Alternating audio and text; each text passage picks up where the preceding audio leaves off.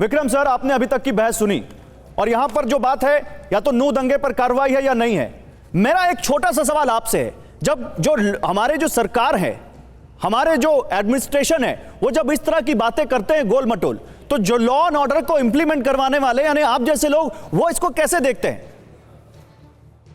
गौरव जी, हमारा काम तो बड़ा सीधा है। हमें 2+2 कितना होता है? ये कोई रॉकेट साइंस है? 2+2 मुझे मालूम है कि मुझे धारा 96 से लेकर धारा 106 आईपीसी के अंतर्गत क्या कार्रवाई करनी है, अर्बन डेवलपमेंट एक्ट सेक्शन 27 के अंतर्गत हमें क्या कार्रवाई करनी है, हमारी जमीन के ऊपर कोई अतिक्रमण करेगा तो हमें क्या करना है। हमें किसी की भी नहीं, कानून और केस लॉ हमारी धार्मिक पुस्तक है और उसके अनुरूप हमारे मन में कोई संशय नहीं है। अगर एसडीएम नूह ने कहा हमने नोटिस देके बुलडोजर चलाया है तो बुलडोजर चलाया का। विक्रम सर, तो इसका मतलब अतिक्रमण हटाने के लिए बुलडोजर चल सकता है, बाकी किसी और चीज के लिए तो बुलडोजर हटाने का कोई प्रावधान तो है नहीं? आप गलत फहमी। जी नहीं गौरव जी, जब हम ठान लेते हैं, जब क्रिमिनल हमें जहां तहां पा सकता है, हमें और हमारे परिवार को नेस्तनाबूद कर सकता है, तो हम भी चीन से बन के नहीं है, ना पाकिस्तान से। क्रिमिनल की जड़ में मट्ठा डालना हमारा कर्तव्य है। तो सर, फिर क्रिमिनल की अगर राष्ट्र, सर क्या इसको एडमिनिस्ट्रेटिव एक्टिविज्म कहा जा सकता है? ना, बिल्कुल नहीं। अगर अपराधी के पास राशन की दुकान है, डीएम से कह के उसको निरस्त कराया जाएगा।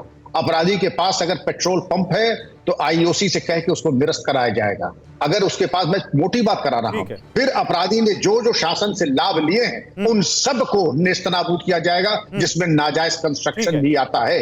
मोटी बात, अपराधी को जो संसाधन मिले हैं उसको धूल दूषित करने के लिए जो भी हमारी शक्ति सामर्थ्य है, कानूनन बुलडोजर चला सकते हैं, दूसरे मामलों में भी चला सकते हैं। बिल्कुल चला सकते हैं और चलना चाहिए। ठीक है, चलना भी चाहिए, ये भी आप कह रहे हैं। मैं स्वाति मलिक आपके पास आ रहा हूं, आप कह रही हैं बुलडोजर नहीं चलना चाहिए, वारिस पठान कह रहे हैं बुलडोजर नहीं चलना चाहिए, और स्वाति मलिक यहां कह रही है बुलडोजर नहीं चलना चाहिए, विक्रम जी कह रहे हैं चलना चाहिए, जवाहर यादव कह रहे हैं चलना चाहिए। आइए जरा राजस्थान की वो 3 विंडो खोलिए यहां पर। स्वाति मलिक ध्यान से देखिएगा, स्पेशली फॉर यू, ध्यान से दिखाइए जरा यहां पर वो 3 विंडो, और ये 3 विंडो राजस्थान की गहलोत सरकार के बुलडोजर एक्शन की तस्वीरें हैं। 300 साल पुराना शिव मंदिर अप्रैल 2022 में अलवर में राजस्थान की गहलोत सरकार ने गिरा दिया बुलडोजर से। जैसलमेर में पाकिस्तान से आए हिंदू विस्थापितों का घर जैसलमेर में मई 2023 में गिरा दिया राजस्थान की गहलोत सरकार ने। और तो और ये देखिए भाई साहब, अगर ये दोनों अतिक्रमण था तो ये तीसरी तरफ जो आप तस्वीर देख रहे हैं जयपुर की 2023 की, यहां पर एक कोचिंग इंस्टीट्यूट इस बिल्डिंग में चलता था। उस कोचिंग इंस्टीट्यूट के मालिक पर नकल माफिया होने का आरोप लगा, और जानते हैं वो जो कोचिंग इंस्टीट्यूट चलता था वो किराए की बिल्डिंग में चलता था, यानी ये बिल्डिंग उस कोचिंग इंस्टीट्यूट के मालिक की थी भी नहीं, लेकिन उस पर नकल माफिया का आरोप लगा और राजस्थान की सरकार ने उस बिल्डिंग को गिरा दिया। और ऑन रिकॉर्ड वहां के डीजीपी कहते हैं स्वाति मलिक कि हमें यह दिखाना था कि हम वहां पर नकल माफिया पर कार्रवाई कर रहे हैं। अभी तो आप कह रही थी कांग्रेस पार्टी का मानना है बुलडोजर कार्रवाई नहीं होनी चाहिए, तो ये कहां से आ गई है कांग्रेस पार्टी के शासन में बुलडोजर? थैंक यू, बहुत अच्छा और बड़ा ही आपने बहुत बढ़िया सवाल पूछा है, क्योंकि ये सवाल सबके मन में आ रहा होगा कि अगर कांग्रेस अभी सवाल उठा रही है नू की बुलडोजर पे, तो राजस्थान में बुलडोजर कैसे चला दिया। जो आप ये पाकिस्तान से आए हुए हिंदुओं के जो डिमोलिशन हुई थी उसके बारे में बात कर रहे हैं, तो उसके लिए भी अगर आप दोबारा, आई एम श्योर आपने बहुत डिटेल में पढ़ा होगा, रिसर्च की होगी। ये जब मई में हुआ था और 5 अप्रैल से इनको नोटिस दिए गए थे और इनको मैडम यहाँ पे कौन सा नोटिस दिया था आपने जयपुर में? सुनिए, कोचिंग इंस्टीट्यूट में कौन सा नोटिस दिया था मुझे बताइए ना। क्या वो उसकी बिल्डिंग थी जिस पर आपने बुलडोजर चला दिया?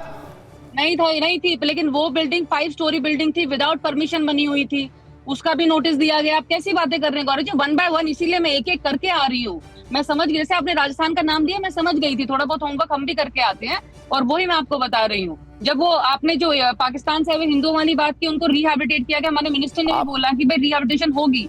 जो पेपर लीक की आपने राजस्थान में आपने केवल आप भी सिलेक्टिव हो गई, आपने केवल वो पाकिस्तान से शरणार्थियों का पकड़ लिया, आप इस पर नहीं आ रही। सुरेश ढाका के जो कोचिंग इंस्टीट्यूट को गिरा दिया गया, उसको नोटिस दिया गया था, वो उसकी बिल्डिंग थी।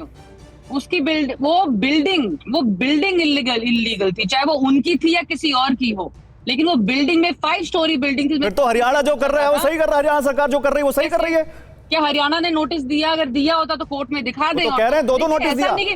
ऐसा नहीं है, अनऑथराइज्ड कंस्ट्रक्शन।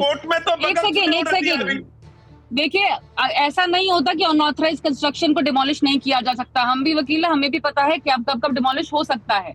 हमें उस वक्त एक बार तीन तस्वीरें फिर से दिखाइए पीसीआर, एक बार फिर से दिखाइए 3 तस्वीरें। रुकिए स्वाति जी, रुकिए स्वाति जी, हमारा जो ये 3 तस्वीरें दिखाने का मकसद है वो बस एक ही है कि सरकारें कोई भी हो, कांग्रेस की हो, बीजेपी की हो सकता है आने वाले दिनों में किसी और पार्टी की हो, बुलडोजर सब चलाती हैं और बुलडोजर चलाने में बस एक ही मंत्र का फॉलो करती हैं, एक ही नियम, ना खाता ना बही, जो बुलडोजर करे वही सही। और इसमें आप भी वही कर रही हैं और जिन पर आप सवाल उठा रही हैं वो भी वही कर रहे हैं।